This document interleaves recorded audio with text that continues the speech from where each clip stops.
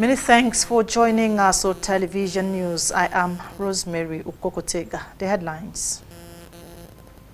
President Tinubu inaugurates 2,000 advanced tractors. States federal government's commitment to empowering young Nigerians with modern agricultural skills. Nigeria-Brazil opens strategic dialogue as VP Alckmin arrives Abuja. House Committee bars Nigeria Customs Service from collecting a 1% comprehensive import suspension scheme. FCT police foils robbery attempt in a poor resettlement. In business, Finance and Coordinating Minister of the Economy affirms huge achievements of government renewed hope agenda. President Bola Tinubu has said that the federal government is working with international partners to empower young Nigerians with skills in modern agriculture for financial self-dependence and to improve food security. The president said this during the launch of the Renewed Hope Agricultural Mechanization Program in Abuja, where he inaugurated 2,000 advanced tractors and over 9,000 specialized farm implements. He said the reforms being introduced by his administration are aimed at making farming more attractive to young Nigerians. President Tinubu explained that his administration's strategy encompassed year-round cultivation, drastically reducing Nigeria's seasonal shortages. He urged all stakeholders receiving this equipment to deploy them with maximum efficiency. Minister of Agriculture and Food Security, Senator Abubakar Kyari, said the scheme followed President's directive for urgent and innovative action, placing agriculture firmly within the Renewed Hope agenda initiatives as a tool for economic revival, job creation and social stability. He said the equipment would redefine Nigeria's agricultural landscape. On his part, Minister of State for Agriculture, Senator Aliyu Abdullahi, said the 0.27 horsepower per hectare, which is the current mechanization level in the country, would be transformed to almost 2.5 horsepower per hectare with the mechanized scheme.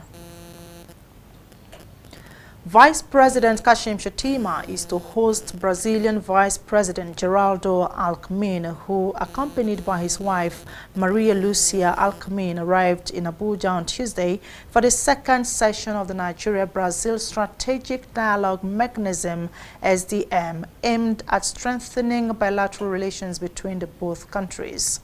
Throughout his visit, which will feature several joint events, including opening ceremony of the strategic dialogue on the morning at the State House Conference Abuja, the high-level diplomatic visit marks the beginning of a three-day summit expected to culminate in the signing of over 30 memoranda of understanding across key sectors, including defense cooperation, agricultural technology transfer, energy collaboration, health, education, and cultural exchange. According to the Office of the Vice President, the SDM provides a framework for both countries to deepen cooperation on strategic priorities. Later this evening, a Nigeria-Brazil gala dinner will be hosted by Vice President Shettima in honor of the visiting delegation. Members of the House of Representatives in the minority have expressed deep sadness over the heinous attack on Plateau State last Friday, June 21, 2025, in which 31 innocent wedding travelers, members of the Basawa community from Zaria, Kaduna State, were ambushed on their way to a marriage ceremony in Pau. The members, referred to as Minority Caucus of the House, in a statement signed by the leader, Mr. Kingsley Chinda, and others, lamented that among the 12 persons killed in the attack were the father, younger brother, and uncle of the groom. The caucus said grief and anguish visited upon the family and upon a community that had set out in joy are both staggering and unacceptable. The members, who though hailed the prompt intervention of the Nigerian Army, whose swift action prevented further loss of life, wondered how the country got to a stage where joyful travelers are mistaken for threats and murdered in cold blood. The caucus called on the government of Plateau State and the federal government to launch a full investigation into the attack to bring all those responsible to account and urgently implement security reconciliation initiatives in the state. This is as it stated that piecemeal responses no longer suffice, but a holistic approach that combines justice, dialogue, security, and reconciliation. The caucus extended deepest sympathies to the grieving families of Basawa, saying the tragedy must be the turning point, not just in words, but action. Nigeria's Minister of Aviation and Aerospace Development, Festus Keyamo, is in Dublin, Ireland, attending the 8th Africa-Ireland Trade Horizon Conference as a special guest. The event aims to deepen Africa-Ireland trade and development partnerships. The minister's special advisor on media and communications, Tunde Moshood, said in his address, the minister is expected to highlight Nigeria's commitment to global cooperation in aviation, infrastructure, and skills development, aligning with President Tinubu's renewed hope agenda. On the sidelines, the minister visited Newcastle Aerodrome Aviation School in Wicklow, accompanied by the Charge d'Affaires of the Nigerian Embassy in Ireland, Mrs. Ibiyemi Ajiboye Roberts. He toured facilities and discussed potential collaboration between the school and Nigeria's College of Aviation Technology. Minister Keyamo praised the institution's training excellence and emphasized Nigeria's interest in partnerships that enhance local aviation capacity. The statement said the visit underscores the ministry's call to make Nigeria a leading aviation hub in Africa through innovation and international cooperation. The People's Democratic Party, the PDP, has successfully held primaries to select its flag bearers for the upcoming FCT Area Council elections. The primaries were conducted peacefully in the presence of the Independent National Electoral Commission INEC officials and security agents. Our correspondent Abdullahi Mokhtar has the story.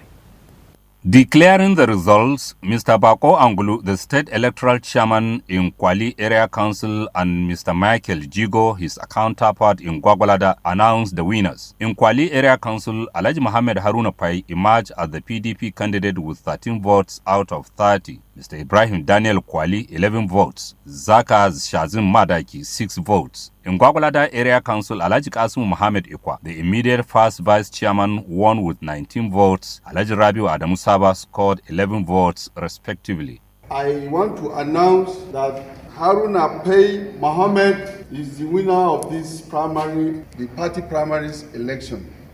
Congratulations, PDP, Kwali Area Council. By this election, we want to announce that Honorable Rabiu Saba Adamu, he had the total vote of 11.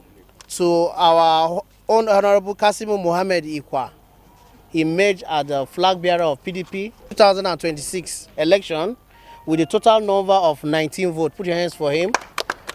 Alhaji Haruna Pai and Alhaji Kasim Mohammed Ikwa thanked the delegates for the peaceful conduct of the primaries. Alhaji Rabiu Adamu Saba congratulated Alhaji Kasim on his victory and pledged to work towards the party's success. It is my wish to bring to their notice that Kwali is a baby local government, and perhaps we have to come together and make the area council grow so that tomorrow our yet unborn children will be proud of us. I wish to thank all the entire people of Kwali Area Council for the support given to me. May the Almighty Allah continue to protect us. May the Almighty Allah continue to protect Abuja and Nigeria. Bring peace to the country, bring peace to Abuja, bring peace to Kwali Area Council. My co-aspirants, there is no loser, no winner, because nobody succeeds alone.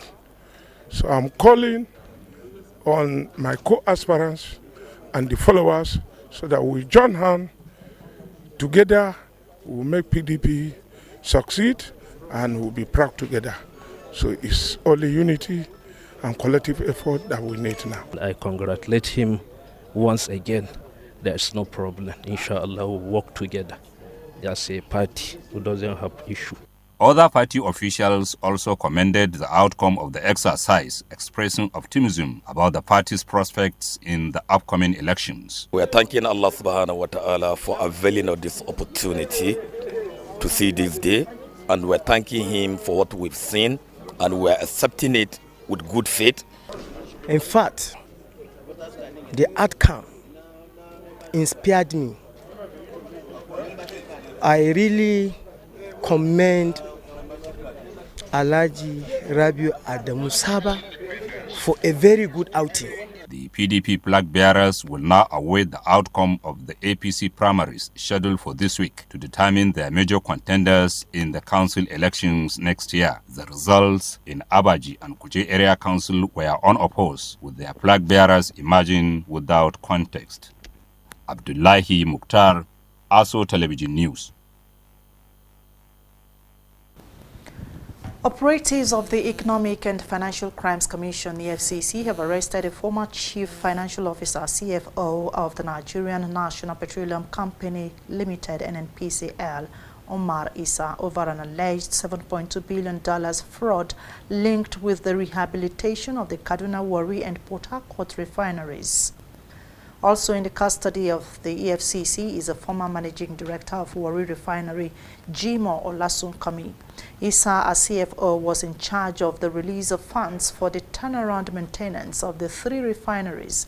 Issa and all the key officials involved in the maintenance of the refineries and other NNPCL key projects are being investigated for alleged abuse of office, corruption, diversion of funds, and kickbacks from contractors. Other officials involved are the managing director of the Warri Refinery, Tunde Bakare, a former managing director of the Port Harcourt Refinery, Ahmed Diko, and the former managing director of the Port Harcourt Refinery, Ibrahim Onoja. As part of activities to mark the 2025 World Widows Day, the Caleb Danladi Foundation has extended a hand of support to over 100 widows in Samban Jabba local government area of Kaduna State with cash, donations, and free medical services.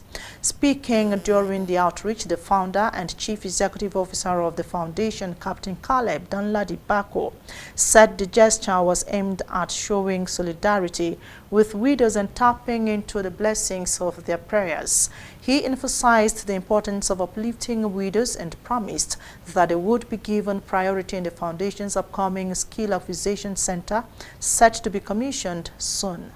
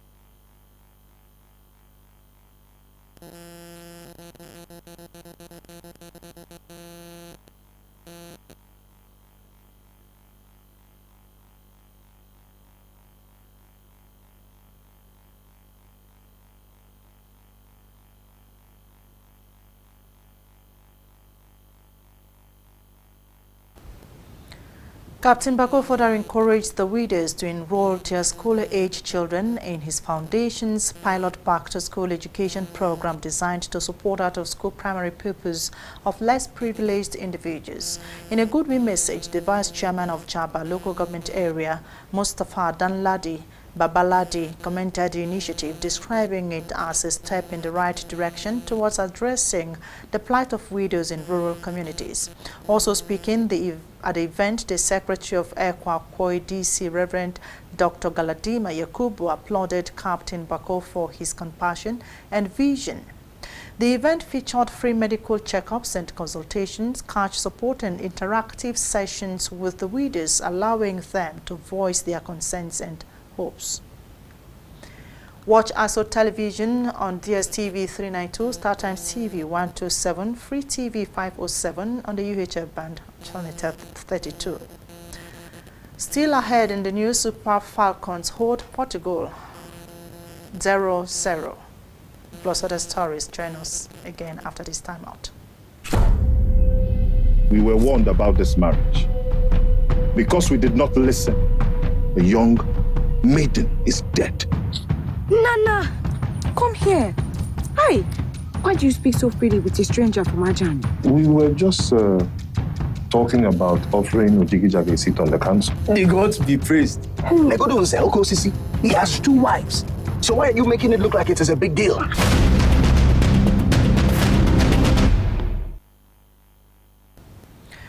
Many thanks for staying with us. Now to other stories. The House of Representatives has barred the Nigeria Customs Service from collecting 1% Comprehensive Import Suspension Scheme CISS effective June 30, 2025.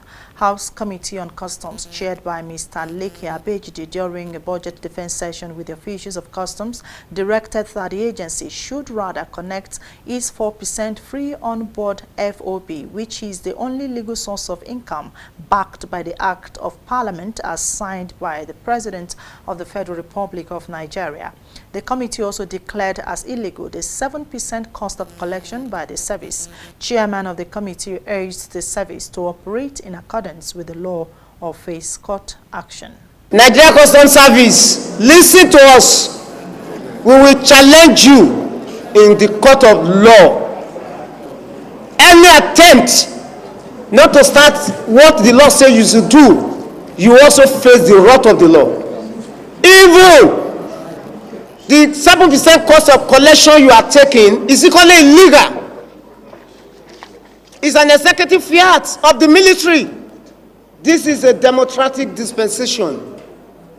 Those in support that 7% illegal collection should stop, say aye. Those against say nay. They have it. We'll give you the opportunity of these few days. Any attempt to try it and collect the CISS on 1st of July, you will face the wrath of the law. Go back to what the law says you should do in section 18(1)(a) of Nigeria Customs Service Act and implement it. This is the house of the people. So we speak. The committee, however, after presentation by representative of the Controller General of Customs, Deputy Controller General B.M. Jibo, okayed 6.584 trillion naira as the revenue target for the service for the 2025 financial year, consisting 3.858 trillion naira for Federation, 1.81 trillion naira for non-Federation, and 1.650 trillion naira for import VAT. It equally approved the sum of 1.132 trillion naira for the services 2025 operation. Is it the opinion of this committee to approve 4% free on board of 1,070 billion for Nigeria Customs Service 2025? You can see now 4% is what you approve for you. Don't bring sample percent collection here and don't bring 1% CISS here.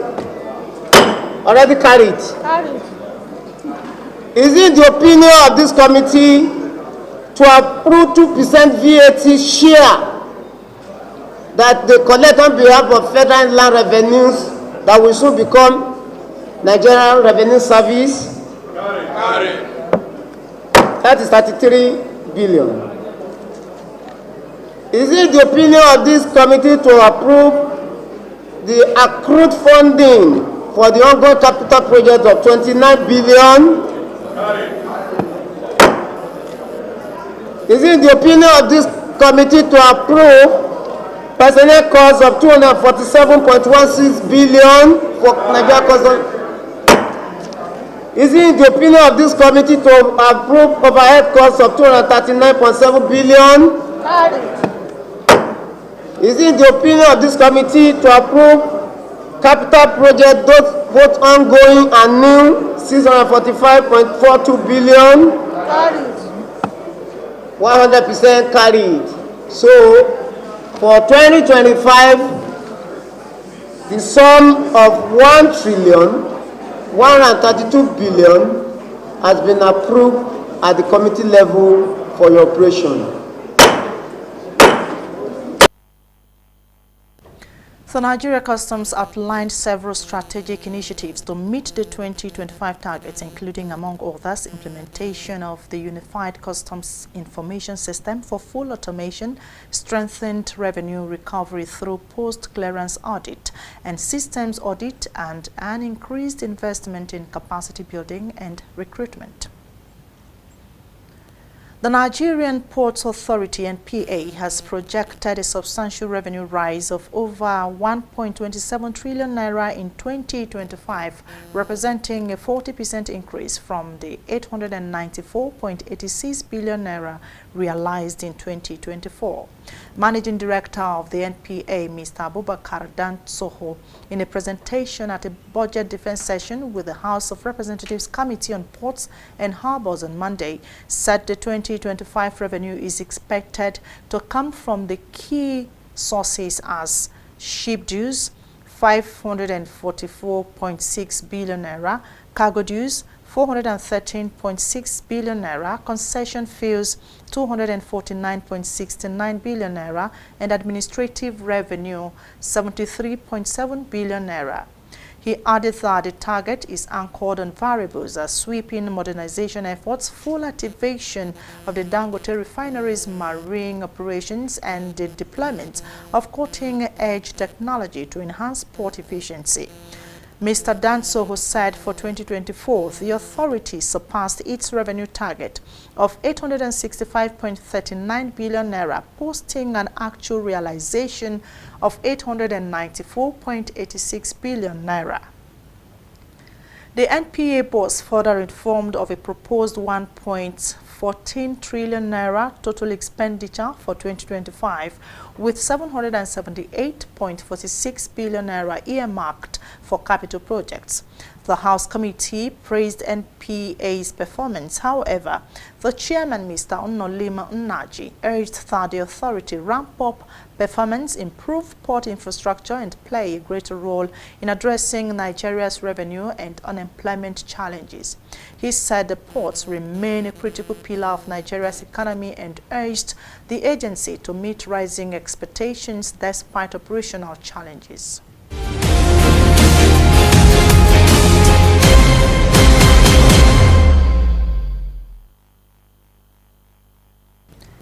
FEMS OWIX and OBWIX Nigeria Limited has dragged Zenith Bank into a legal battle over what they referred to as breach of contract and institutional sabotage. In a petition before the UK Parliament and the International Criminal Court Hague, OWIX and OBWIX is seeking justice for breach of contract and a perceived miscarriage of commercial justice as a result of a Supreme Court ruling.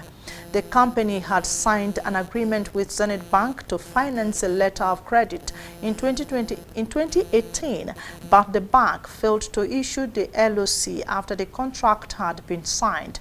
The company explained that the misunderstanding already led to several years of legal battle even up to the Supreme Court, which absolved the bank of any wrongdoing. Also, the company has filed a complaint to the National Judicial Council seeking a review of the case.